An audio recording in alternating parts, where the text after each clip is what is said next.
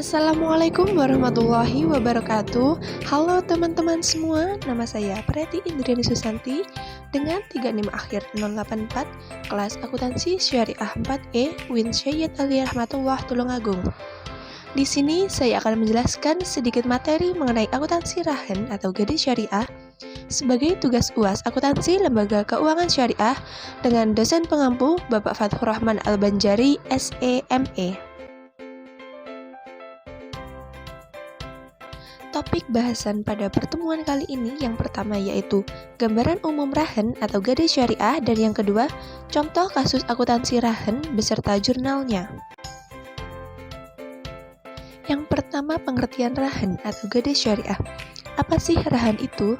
Rahan merupakan sebuah akad penyerahan barang yang memiliki nilai ekonomis sebagai bentuk jaminan atas utang yang didapat sehingga orang yang menyerahkan dapat mengambil manfaat, yaitu berupa utang atau uang pinjaman.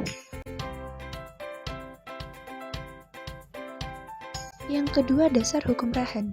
Rahan terdapat dalam Al-Quran, As-Sunnah, ijtihad para ulama, serta fatwa Dewan Syariah Nasional Majelis Ulama Indonesia.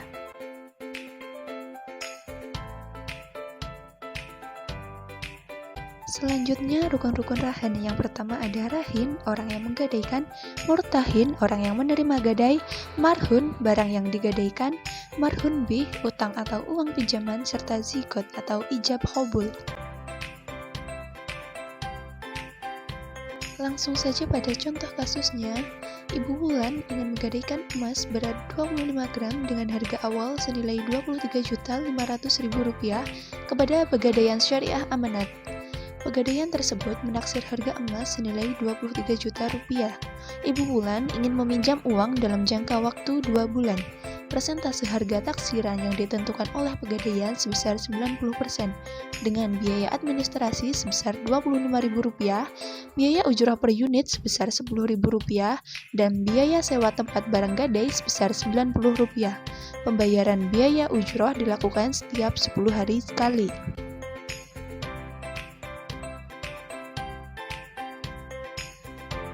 Kemudian perhitungannya yang pertama yaitu marhun B dengan nilai taksiran Rp23 juta dikali dengan persentase 90%, maka uang yang dapat dicairkan oleh Ibu Wulan sebesar Rp20.700.000.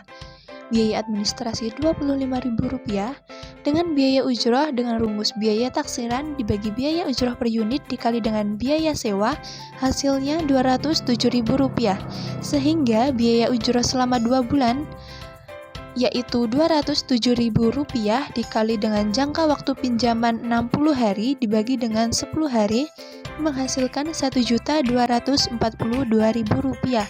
Maka uang yang harus dibayar oleh Ibu Wulan adalah uang pinjaman senilai Rp20.700.000, biaya ujroh sebesar Rp1.242.000, dan biaya administrasi sebesar Rp25.000. Totalnya yaitu Rp21.967.000.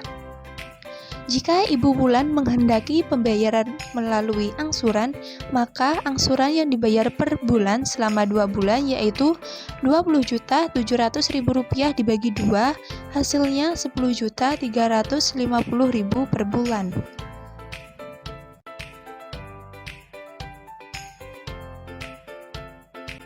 Kemudian sistem pencatatan jurnalnya dalam akuntansi.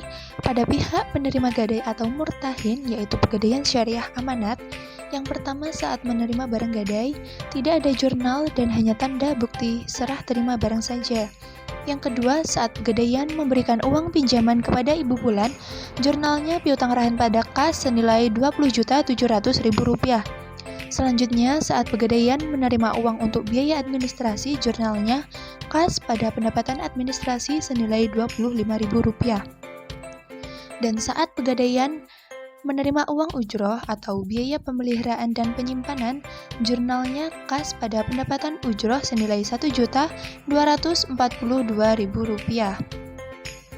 Jurnal ini digunakan untuk mencatat apabila rahin atau orang yang menggadaikan membayar ujroh baik dibayar di awal ataupun di akhir.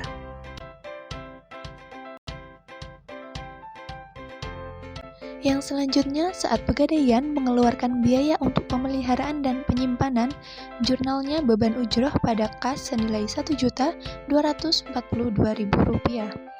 Jurnal ini digunakan untuk mencatat apabila Rahin belum membayar ujroh, sehingga pihak murtahin mengakuinya sebagai beban. Lalu, saat Ibu Wulan melakukan pelunasan uang pinjaman, barang gadai dikembalikan dengan membuat tanda serah terima barang. Jurnalnya kas pada piutang Rahin sebesar Rp20.700.000. Jika Ibu Wulan melakukan pelunasan dengan cara angsuran, maka jurnal untuk bulan pertama dan kedua yaitu kas pada piutang Rahin senilai Rp10.350.000. Selanjutnya, saat Ibu Wulan belum melakukan pembayaran hingga jatuh tempo, jurnalnya piutang Rahin jatuh tempo pada piutang Rahin senilai Rp20.700.000. Dan saat Ibu Wulan melakukan pelunasan pembayaran piutang yang telah jatuh tempo, jurnalnya kas pada piutang Rahin jatuh tempo senilai Rp20.700.000. Demikian tadi sedikit penjelasan mengenai materi akuntansi Rahin atau gadai syariah. Apabila ada kesalahan penulisan maupun pengucapan, saya memohon maaf yang sebesar-besarnya. Terima kasih atas segala perhatian. Wassalamualaikum warahmatullahi wabarakatuh.